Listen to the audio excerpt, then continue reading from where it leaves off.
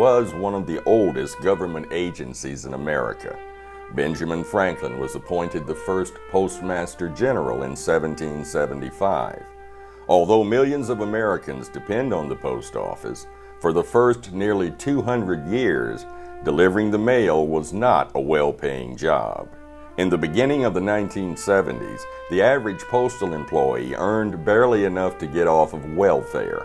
Employees with over 20 years of service averaged just over $8,000 a year, practically poverty level. But on March 17, 1970, the New York Letter Carriers Union Local Number 36 decided enough is enough and went on strike. Within 48 hours, workers in Boston, Cleveland, Pittsburgh, Denver, San Francisco, Los Angeles, and 3,000 carriers in Chicago joined ranks. By March 23rd, Chicago's striking workers had grown to 31,000. James Worsham was a Chicago letter carrier and a member of the union's branch number 11. He remembers just how bad it was at that time. Well, prior to the strike, we had collective begging. We would go to the Congress with our hat in our hand, and the majority of the carriers that were working had to end up with 2 jobs in order to really support their families, you know. And so I guess we just got fed up and we went on a strike in 1970. And as a result of that strike, the salary and the fringe benefits, everything, began to become much better, you know. And so I ended up making a career out of it. At the time of the strike, Worsham was the union steward at Chicago's Grand Crossing Station. He believed in the union and the power of standing together to create necessary change. In 1978, Worsham's fellow letter carriers demonstrated their confidence in him and elected him president of the National Association of Letter Carriers, branch number 11. The majority of the members in the Chicago Union were African Americans, and Worsham made sure they were well represented. When I first got involved with the union, there were very few blacks in any kind of leadership position. And when I first was elected the president of this branch, the attendance at the meetings and at the conventions, it was predominantly white. It was very few blacks. And after I got in, more and more began to migrate. And then it became where I used to tell them sometimes they need to go somewhere other than Chicago, because you look at the union in Chicago and you think that's a microscope of the entire union, and it's not. So when they went to conventions, then they found out that from these other cities, they were predominantly white. In August of 1970, Republican President Richard Nixon signed into law the Postal Reorganization Act, abolishing the United States Post Office Department as a part of the cabinet, and created the United States Postal Service, a corporate-like independent agency. It was a direct outcome of the postal strike. The new Postal Service was given an official monopoly on the delivery of mail in the United States. This was before the creation of private delivery services like FedEx and UPS. Worsham's success in the union continued to grow. He held both local and national offices in his union, and even led his membership into building a new state-of-the-art postal facility building on South Cottage Grove Avenue in Chicago. In 2003, after working 40 years in the U.S. postal system, James Worsham retired. And in 2005, a bill introduced by Illinois Congressman Bobby Rush was passed, and the Cottage Grove facility was renamed the James E. Worsham Building. In 2010, a young former union steward named Mack Julion was elected president of the Chicago Letter Carriers Union.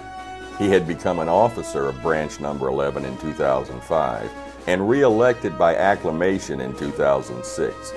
Julion was a graduate of the National Association of Letter Carriers Leadership Academy and also appointed to the regional office by the union's national president. He had proven his willingness to lead, and he had the credentials to back it up. Management was not used to the kind of resistance that I brought to the table.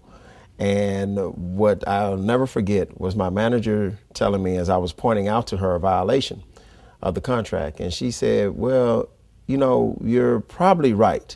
If you can show me where it is in the contract, and, you know, we'll make sure that it's followed. And I told her, well, I'm not quite sure where it is, but I know it's in the contract. She said, well, I tell you what. She handed the book to me and she pat me on my shoulder. You find out where it is in the contract and we'll make sure it's followed.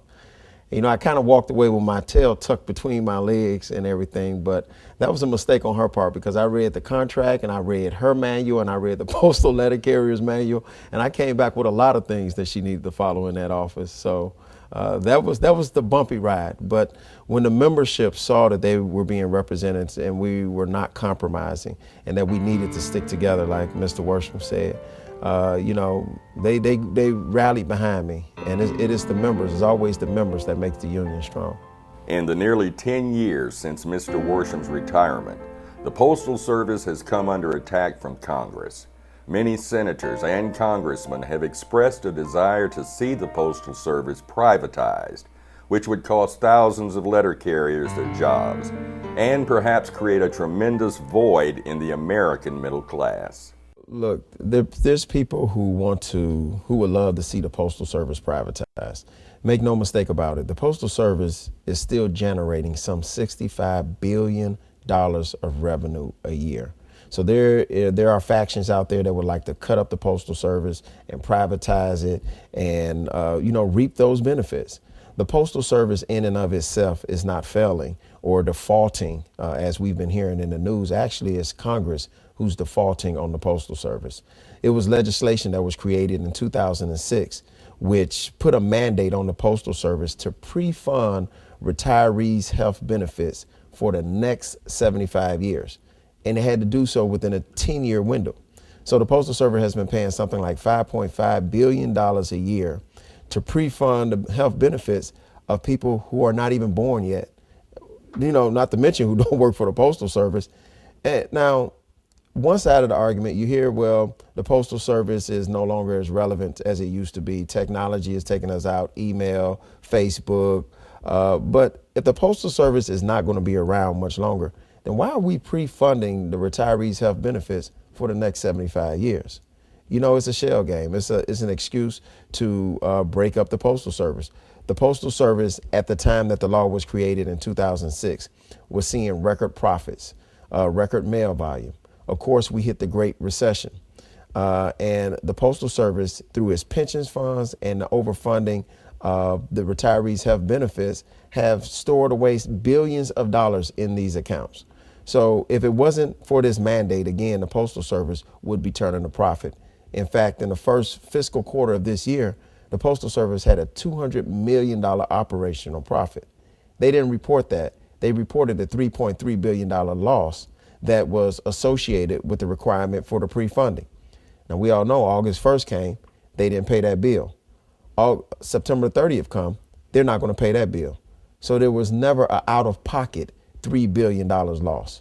There's so much great potential for the Postal Service, but unfortunately, there's that faction that would like to see unions and the Postal Service destroyed. Although privatization would affect all Americans, Julion is quick to point out that in his Chicago union, African-American letter carriers would be most affected. You look around Chicago and you see who is employed in these public sector jobs, particularly letter carriers. Over 80%, I would say, of our members in the Chicago area are African-American.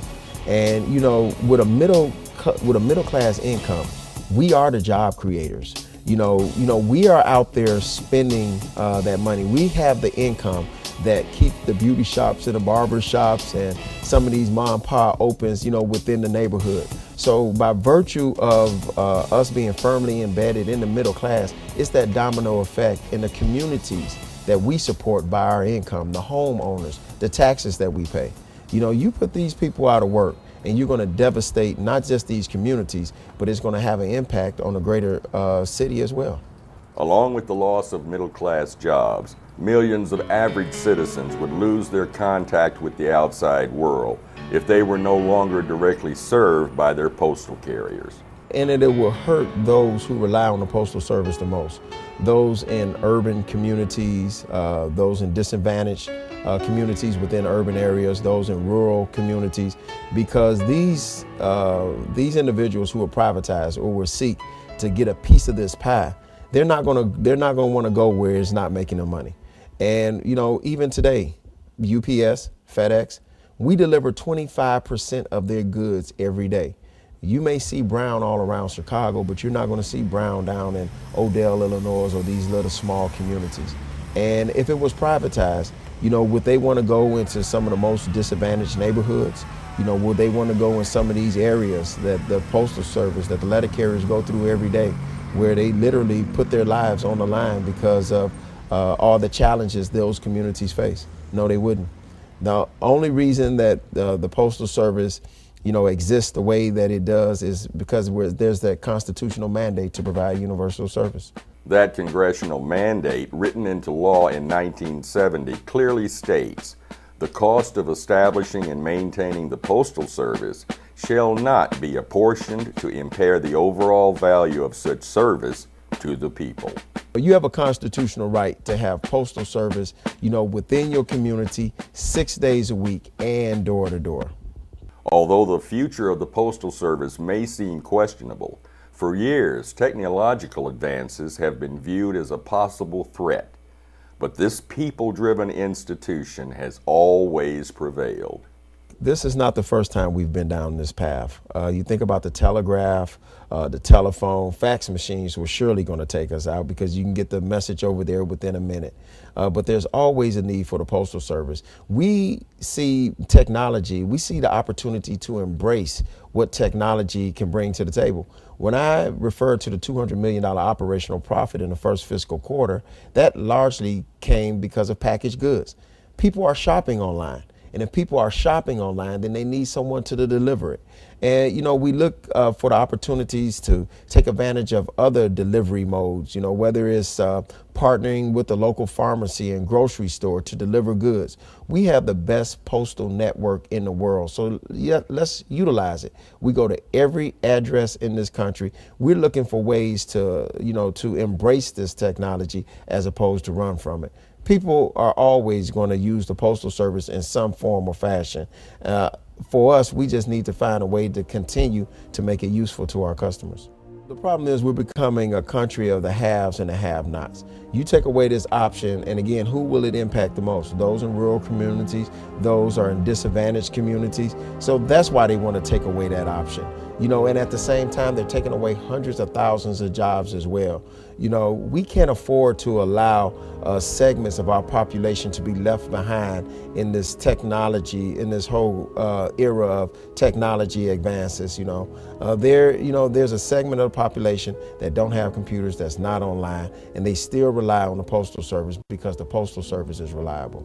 Both President Julion and Mr. Worsham are encouraging American citizens to let their voices be heard. They see the pitfalls ahead and are constantly making citizens aware of the threats to their rights and liberties. The biggest challenge for us is getting the American people informed, getting our customers informed.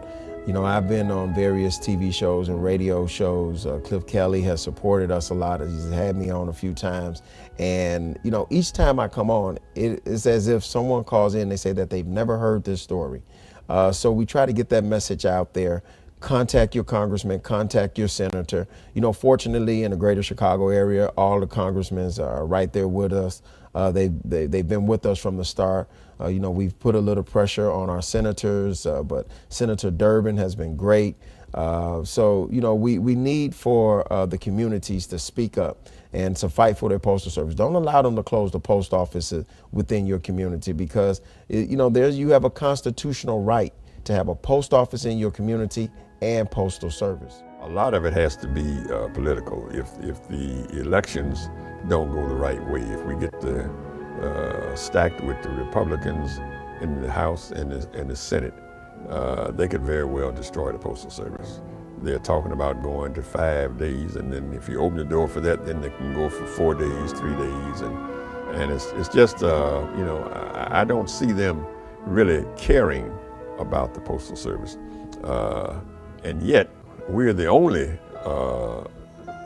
organization, the only workforce that touches the American people every day. Everybody in the United States, we come in contact with them every day. And so I am concerned.